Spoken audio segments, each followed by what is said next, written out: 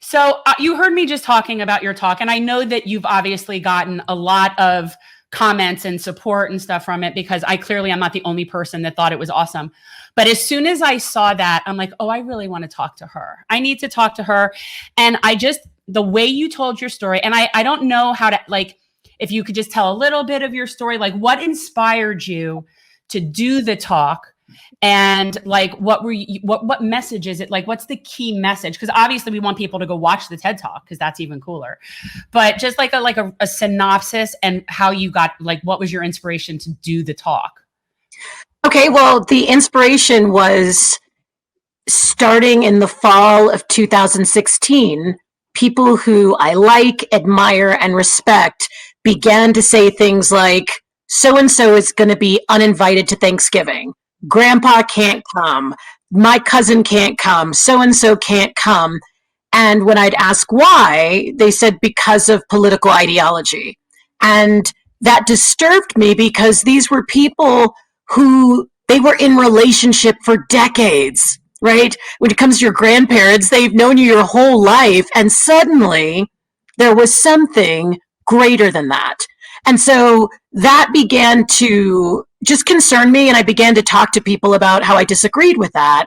And then years later, I was asked just at the right time, did I have an idea worth sharing? And to be very honest, I didn't think anyone would be interested. And I didn't plan on doing it. They literally pursued me and asked me. And when I talked about the fact that I believed compassion could actually be stronger and it could be used to help overcome this, the person immediately said, oh my God, you want to use compassion to cancel culture? And I went, yeah, that's it. Yeah. And that kind of began the journey of crafting the talk from there.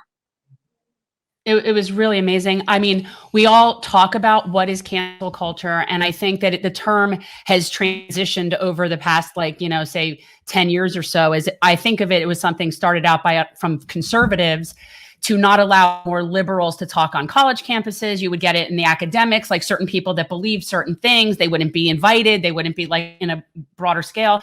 And now to me, it's like we live in this toxic world where anybody who is perceived as doing anything that's a microaggression or anything, that's it, we're done, they're canceled, they're out. And it's very unproductive. And it really keeps everybody divided on so many issues instead of coming together on issues that we agree on. And so I was wondering, like, when you were working on this, were you thinking of it, obviously not just from your family? I mean, that was such a, microcosm of this, but like, were you thinking about the broader picture? I was, and that's why I definitely brought in Ruth Bader Ginsburg to give a hint that this had more larger implications. But I chose to address it on the personal level because I think that's where real change happens. If anyone is willing to listen to someone who's different and has a very different point of view and is willing to say, because you're a human being and you're in relationship with me, whether that be a colleague at work or a neighbor or a family member or a close friend, I'm willing to extend this to you because the sum of who you are is greater than any of the individual thoughts that you might have. And I thought if I could get someone to move the needle when it comes to someone they've already committed to loving, then it's a lot easier to get people to move the needle with politicians, celebrities, and people that we don't really know, but we attach ourselves to anyway. Yeah, I have that experience regularly in the political side of things. I tend to ally with anybody who is going to be on my team for whatever the issue. So when we were talking about, protesting drilling in the Everglades, I found friends and common ground with the Republican Club that they believe in Everglades restoration. And so I made a friend, and that's somebody we don't agree with on a lot of things, but we do agree on, we can work together. And the kind of like negative pushback I have gotten from the Democrats, from the centrist people that I affiliate with, how can I go to those meetings and how can I hang out with them? And it's really very, it's looked down upon. It's like we're not supposed to talk to the other side. Yeah, it's kind of scary because when you think about it, if someone doesn't love your favorite television show or doesn't vibe with your favorite color or type of music, then it's not a big deal, right? You can still accept who they are. But somehow in the past few years, we've moved into this, I'm going to call it crazy, though that's not the right word, but it's a little troubling that we can't accept differences. Your favorite food may be whatever it is. That has nothing to do with my life. Why should I abandon you as a friend or bring you on as a friend because of something minor like that? And I think that this also comes into play, not just with we don't see things the same, but with what are these called, these microaggressions and things that happen and that somebody gets sort of labeled and stamped for eternity, and they're not even given an opportunity to learn, grow, get forgiveness, even when they ask for it.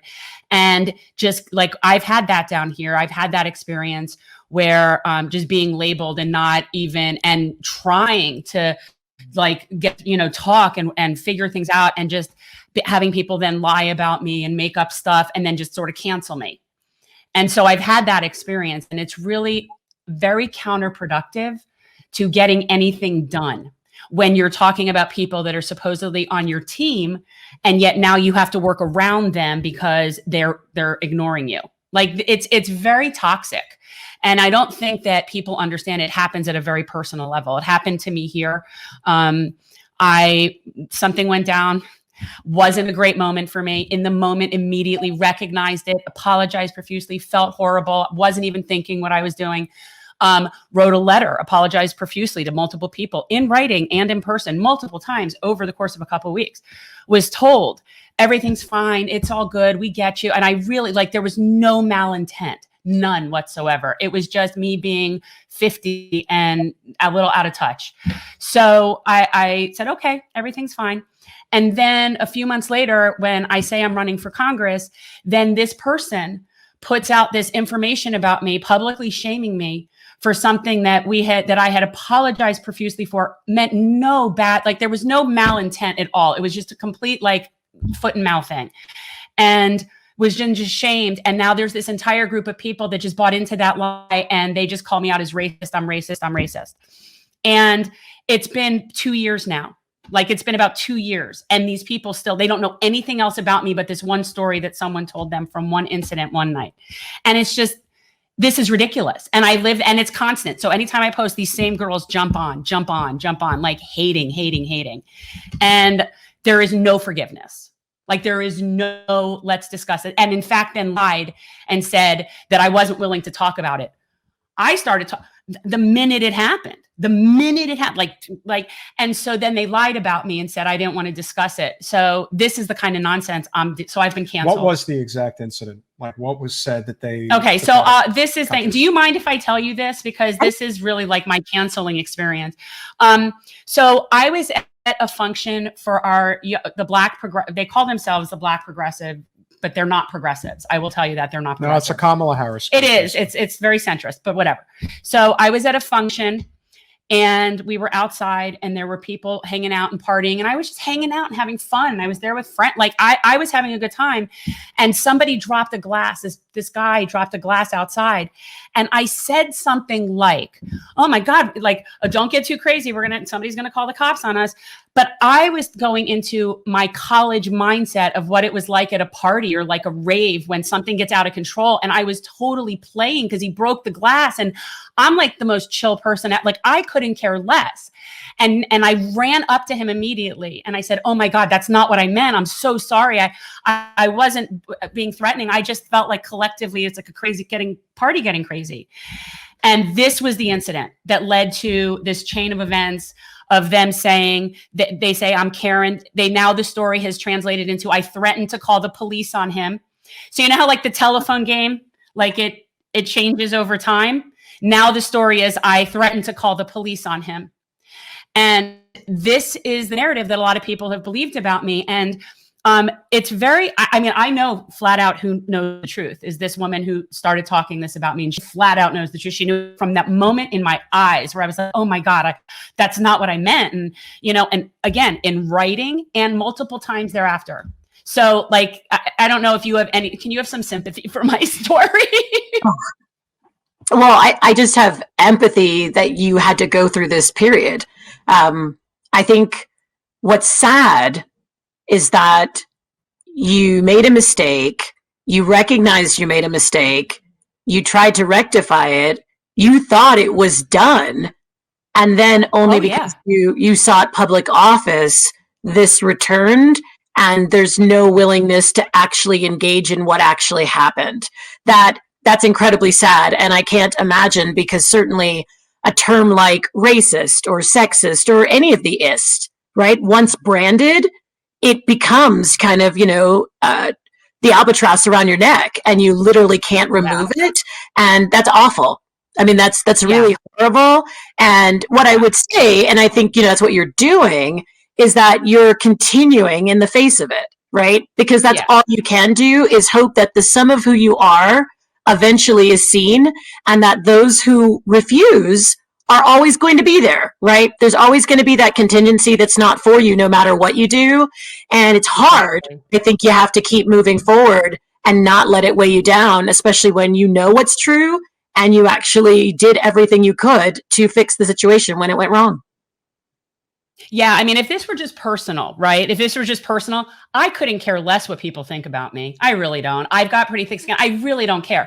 What bothers me is that it impedes progress, because these are people that are politically active. And so we run in similar circles. Like, we'd be so much more effective and productive without this nonsense. So that's the real reason it bothers me. It isn't, oh, my feelings are, I know who I am. Like, I have no, like, that's not an issue for me.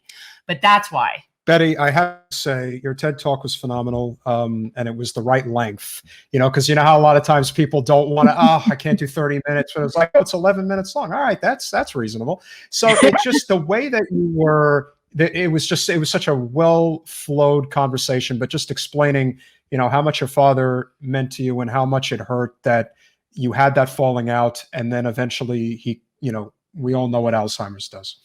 And so the question that I have for you, which I think is a big one, because we know what a toxic political environment we're living in today, if you could talk about how cancel culture basically is being used as a political football on both sides.